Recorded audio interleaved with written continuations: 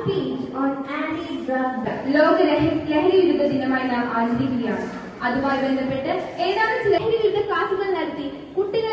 Dear students, drugs and what are the negative effects of drugs, all those things from the സാംസ്കാരികമായും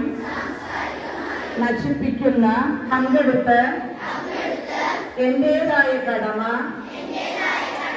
നിറവേറ്റുമെന്നും